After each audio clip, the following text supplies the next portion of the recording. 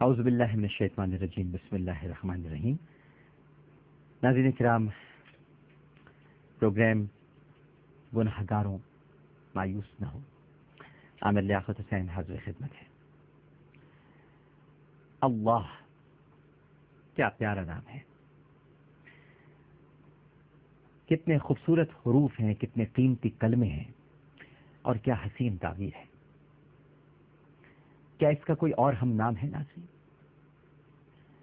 اللہ کہیے، کہہ کر دیکھیے، فوراً ہی ذہن میں غنا، بقا، قوت و نصرت، عزت و قدرت اور حکومت کا سرتاپا گھوم جائے گا۔ مطلب یہ ہے کہ جب آپ اللہ کی نعمتوں کو یاد کریں گے تو آپ کو سر تا قدم نعمت ہی نعمت دکھائی دے گی،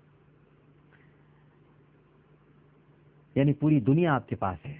اللہ کہہ دیجئے پوری دنیا آپ کے پاس ہے اور آپ کو اس کا احساس بھی نہیں۔ زندگی کے مالک ہیں لیکن اس کا شعور نہیں، کیونکہ زندگی اس کی عطا کردہ ہے جس کو ہم نے نہ جانے کیوں بھلا رکھا ہے، جبکہ وہ ہمیں کبھی نہیں بھولتا، ہر وقت ہمیں یاد رکھتا ہے، ہماری شہرک سے بھی زیادہ قریب ہے۔ ہمارے پروردگار نے اپنی ظاہری اور باطنی نعمتیں ہم پر انڈیل ڈالی ہیں۔ ہمارے پاس آنکھیں ہیں، زبان ہے، دو ہونٹ ہیں، دو ہاتھ، دو پیر ہیں، اور بے شک ہم اپنے رب کی کن کن نعمتوں کو جھٹلائیں گے۔ تھوڑی دیر کے لیے غور کیجیے ناظرین، چلیے، کیا یہ آسان بات ہے کہ آپ اپنے پیروں پر چل پھر رہے ہیں جبکہ کتنے ہی پاؤں کاٹ دیے گئے؟ تھوڑی دیر کے لیے غور کیجیے۔ آپ پنڈلی کے بل کھڑے ہو جاتے ہیں جبکہ کتنی ہی پنڈلیاں ٹوٹی ہوئی ہیں۔ کیا آپ اس کے مستحق ہیں کہ پرسکون نیند سوئیں جبکہ آلام نے، مصائب نے، تکالیف نے کتنوں کی نیندیں اڑا کر رکھتی ہیں؟ غور کرتے جائیے بس ناظرین کرام، اور پیٹ بھر کر جن کو کھانا بھی نصیب نہیں ہو رہا۔ ایسے بھی ہیں ناظرین کرام جو سیراب ہو کر پانی بھی نہیں پی سکتے۔ جن حالات میں ہم جی رہے ہیں، نہ یہاں پانی ہے، نہ بجلی ہے، نہ لوگوں کو پیٹ بھر روٹی ملتی ہے، روزگار بھی نہیں ہے۔ اور ناظرین کرام، بہت سارے تو ایسے بھی ہیں جو کھانا نہیں کھا پاتے کہ جن کو بیماریوں نے گھیر رکھا ہے، اور بیماریوں کی وجہ سے وہ بہت ساری نعمتوں سے دور ہے۔ کان کے بارے میں سوچیے، صرف کان کے بارے میں کہ آپ کی سماعت درست ہے۔ آنکھ کے بارے میں سوچیے کہ آپ اندھے نہیں ہیں۔ اپنی جلد کو دیکھیے کہ جو برس اور جذام سے محفوظ ہے، اور اپنی عقل کے بارے میں سوچیے کہ آپ عقل والے ہیں یا آپ پر جنون اور دیوانگی طاری ہے۔ کیا آپ احد پہاڑ جتنا سونا لے کر، ایک سوال کرتا ہوں، اپنی آنکھ دے دیں گے؟ اگر آپ کو کوئی احد پہاڑ کے برابر سونا دے اور آپ سے یہ کہے کہ آنکھ دے دو، تو کیا آپ آنکھ دے دیں گے؟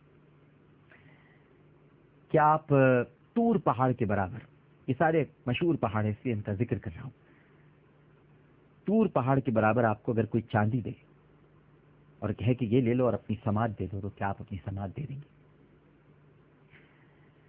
آپ زبان کے بدلے قصرے زہرا لینا گوارا کریں گے اور گونگا ہونا پسند کریں گے؟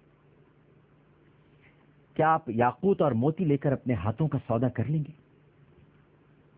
تو پھر سوچئے کہ کتنی نعمتیں آپ کو ملی ہوئی ہیں، کتنے انعامات ہیں جن سے آپ لطف اندوز ہو رہے ہیں، لیکن آپ کو اس کا ادراک نہیں ہے۔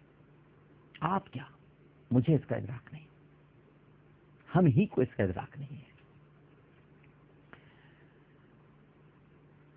ہم کو گرم روٹی، ٹھنڈا پانی، میٹھی نیند، الحمدللہ، اور عافیت حاصل ہے، لیکن عافیت حاصل ہے، عافیہ صدیقی کی ماں سے پوچھیے جسے عافیہ بھی حاصل نہیں ہے۔ لیکن اس کے باوجود ہم پھر بھی پریشان ہیں، مغموم ہیں، رنجیدہ اور اداس ہیں۔ جو مفقود ہے اس کے بارے میں سوچتے ہیں، اور جو موجود ہے اس کا شکریہ ادا نہیں کرتے. کیسی عجیب سی بات ہے. مالی نقصان پہنچ جائے تو پریشان ہو جاتے ہیں، حالانکہ خوش بختی، خیر، صلاحیتیں، نعمتیں اور اشیاء سبھی کچھ تو ہمارے پاس ہیں. کاش کہ ہم ان کے سلسلے کے بارے میں سوچیں اور اللہ کا شکر ادا کیا کریں.